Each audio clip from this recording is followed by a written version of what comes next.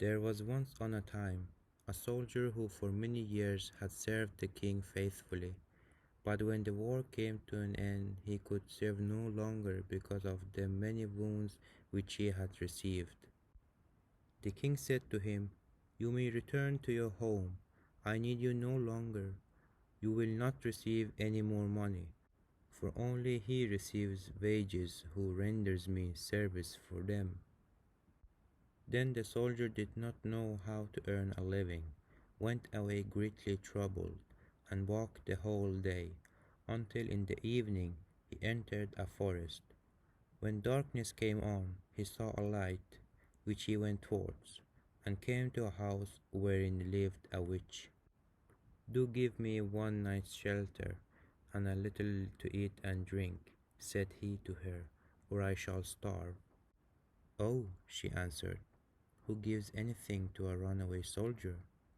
Yet will I be compassionate, and take you in, if you will do what I wish." "What do you wish?" said the soldier. "That you should dig all round my garden for me tomorrow." The soldier consented, and the next day labored with all his strength, but could not finish it by the evening.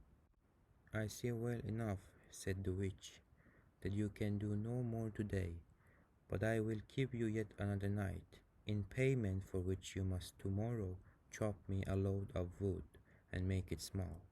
The soldier spent the whole day in doing what the witch had asked for, and the evening the witch proposed that he could stay one more night. "Tomorrow you shall do me a very trifling piece of work. Behind my house there is an old dry well into which my light has fallen. It burns blue and never goes out, and you shall bring it up again for me." The next day the old woman took him to the well and let him down in a basket. He found the blue light, and made her a signal to draw him up again. She did draw him up, but when he came near the edge, she stretched down her hand and wanted to take the blue light away from him. "No," said he, perceiving her evil intention, "I will not give you the light until I am standing with my both feet upon the ground." The witch fell into a passion, let him down again into the well, and went away. The poor soldier fell without injury on the moist ground, and the blue light went on burning. But what use was that to him? He saw very well that he could not escape death. He sat for a while very sorrowfully. Then suddenly he felt in his pocket and found his pipe, which was still half full of tobacco. "This shall be my last pleasure," thought he, pulled it out, lit it at the blue light, and began to smoke. When the smoke had circled about the cavern, suddenly a little black man stood before him, and said, "Master, what are your commands?" "What commands have I to give you?" replied the soldier, quite astonished. "I must do everything you bid me," said the little man. "Good," said the soldier. "Then in the first place help me out of this well." The little man took him by the hand and led him through an underground passage. On the way the little man showed him treasures hidden there, and the soldier took as much gold as he could carry. When he was above, he said to the little man, "Now go and bind the old witch, and carry her before the judge." In a short time she, with frightful cries, came riding by, as swift as the wind, on a wild tomcat, nor was it long after that before the little man reappeared.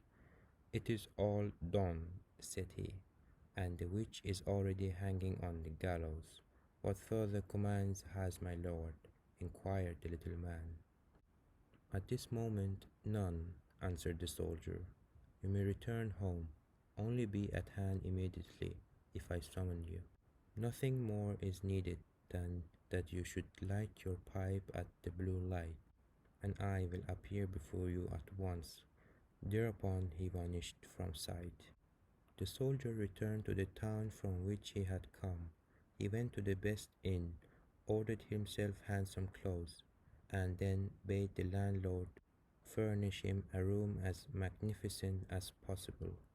When it was ready and the soldier had taken possession of it, he summoned the little black man and said, I have served the king faithfully, but he has dismissed me and left me to hunger, and now I want to punish him.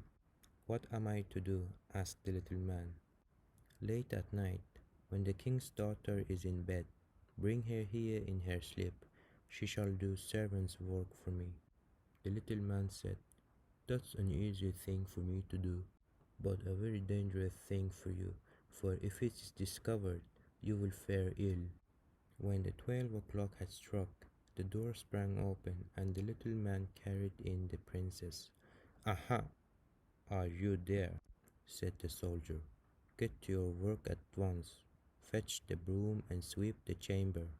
When she had done what the soldier had asked for, he ordered her to come to his chair.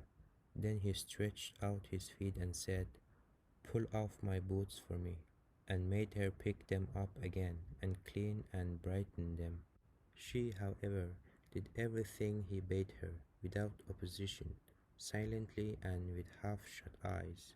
When the first rooster crowed, the little man carried her back to the royal palace and laid her in her bed.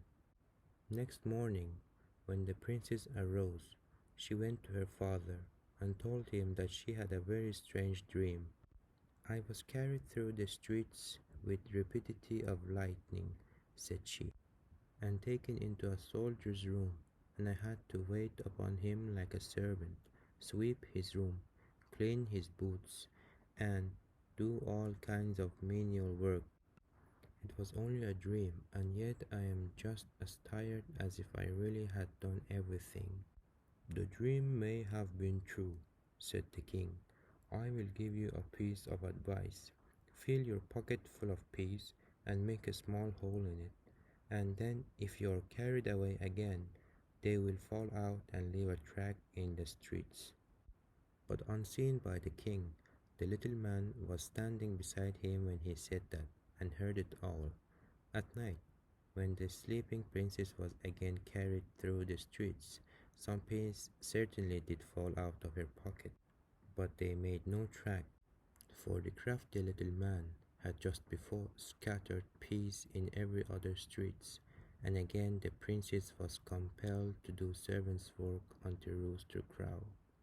Next morning the king sent his people out to seek the track, but it was all in vain, for in every street poor children were sitting, picking up peas and saying, It must have rained peas last night.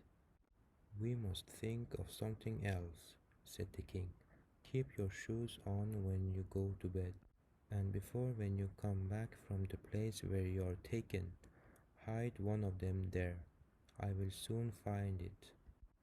The little black man heard this plot, and at night, when the soldier again ordered him to bring the princess, revealed it to him, and told him that he knew of no way to overcome this stratagem, and that if the shoe were found in the soldier's house, it would go badly with him. Do what I bid you, replied the soldier, and again this third night the princess was obliged to work like a servant, but before she went away, she hid her shoe under the bed. The next morning the king had the entire town searched for his daughter's shoe.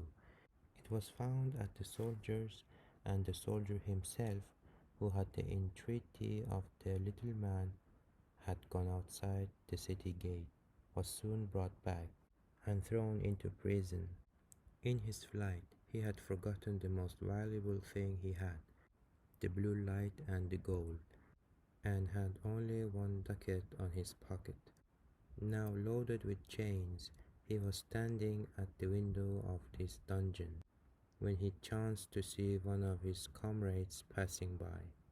The soldier tapped at the pane of glass, and when this man came up, said to him, Be so kind as to fetch me the small bundle I have left lying in the inn, and I will give you 1 ducat for doing it.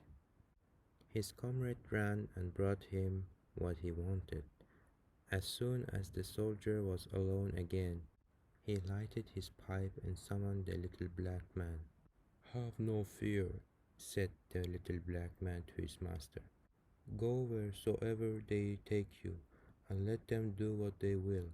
Only take the blue light with you." The next day the soldier was tried, and though he had done nothing wicked, the judgment condemned him to death. When he was led forth to die, he begged a last favor of the king. "What is it?" asked the king. "That I may smoke one more pipe on my way." "You may smoke three," answered the king, "but do not imagine that I will spare your life." Then the soldier pulled out his pipe and lighted it at the blue light, and as soon as a few wreaths of smoke had ascended, the little man was there with a small cudgel in his hand, and said, "What does my lord command?" "Strike down to earth that false judge there, and his constable, and spare not the king who has treated me so ill." Then the little man fell on them like lightning, darting this way and that, and whosoever was so much as touched by his cudgel fell to earth, and did not venture to stir again. The king was terrified. He threw himself on the soldier's mercy, and begged merely to be allowed to live. He gave him his kingdom for his own, and the princess to wife.